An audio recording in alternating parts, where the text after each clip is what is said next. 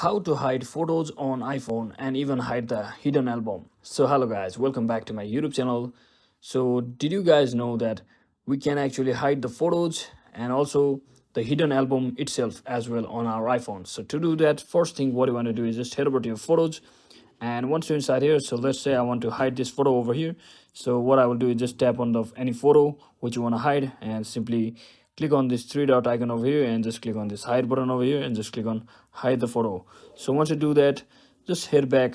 So you can see your hidden photos by simply heading over to this album section just like this, and from here just you have to scroll all the way down until you see this hidden option, hidden folder. So simply tap on it and you will have to enter your passcode to view the photo. As you can see, which the photo has appeared which I had just hidden. So to hide this hidden folder as well, the hidden section as well, what you can do is just head over to your settings and find out the photos just like this. And once you're inside here, just make sure you disable this option called show hidden album, so it will make sure your album called hidden is disappeared, as you can see here.